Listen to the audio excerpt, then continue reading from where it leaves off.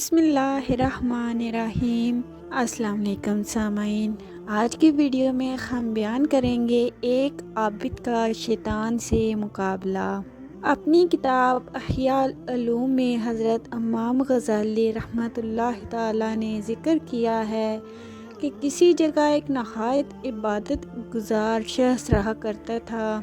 ایک روز جب اس عابد کو پتہ چلا کہ بعض لوگ فلاں درخت کی عبادت کر رہے ہیں تو وہ عابد غصے میں آ گئے کہ معبود صرف اور صرف اللہ سبحانہ و تعالیٰ ہی ہے اور صرف اللہ سبحانہ و تعالیٰ ہی عبادت کے لائق ہے۔ چنانچہ وہ عابد نہایت غصے میں اس درخت کو کاٹنے کے ارادے سے اس طرف چلا ہی تھا کہ شیطان انسانی شکل بدل کر سر راہ اس عابد سے ملا اور کہنے لگا، اگر تو نے اس درخت کو کاٹ بھی دیا تو لوگ کسی اور کی پوجا کرنے لگیں گے، لہٰذا تم اپنی عبادت میں مصروف رہو اور اس درخت کو مت کاٹو۔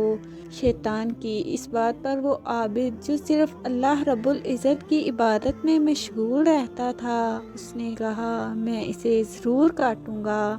جب شیطان نے دیکھا کہ اس کی یہ تدبیر کامیاب نہ ہو سکی تو شیطان نے پھر اس عابد کو روکا۔ دونوں میں ہاتھا پائی شروع ہو گئی، یہاں تک کہ عابد نے شیطان کو بھاگنے پر مجبور کر دیا، مگر شیطان باز نہ آیا۔ چنانچہ شیطان نے مکاری کا ایک اور جال پھینکا اور اس عابد کو کہنے لگا کہ میری بات مانو اور اپنی عبادت میں لگے رہو، میں ہر رات 2 اشرفیاں تیرے سرہانے رکھ دیا کروں گا۔ تو غریب اور نادار آدمی ہے، اگر اللہ تعالیٰ کو منظور ہوتا تو وہ کسی اپنے رسول کو بھیجتا جو اس درخت کو کاٹ دیتا۔ جب تو اس درخت کی خود عبادت نہیں کرتا تو تجھے اسے کیا غرض ہے؟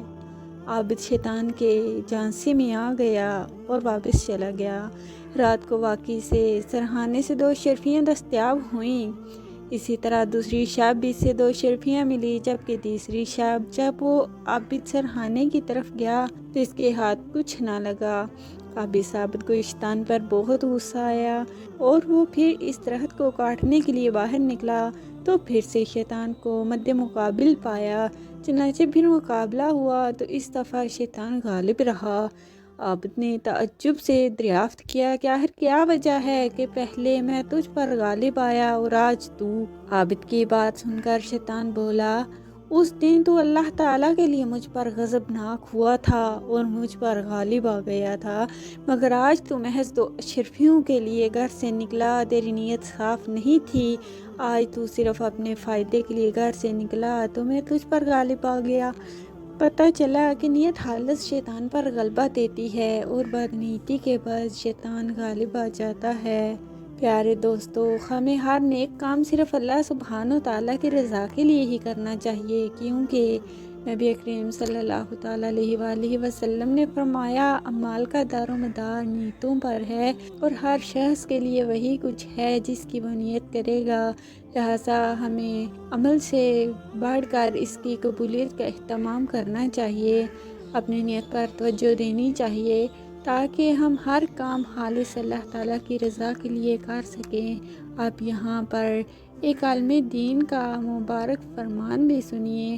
حضرت شیخ معروف کرہی رحمۃ اللہ تعالیٰ فرماتے ہیں، جس شخص نے ثواب کی غرض سے عمل کیا وہ تاجر ہے، اور جو دوزخ کے خوف یا جنت کی طلب میں عمل کرتا ہے وہ غلام ہے، اور جو شخص صرف اللہ تعالیٰ کی رضا و خوشنودی کے لیے نیک کام کرتا ہے وہ حقیقتاً آزاد ہے، اور یہی بلند ترین مقام ہے۔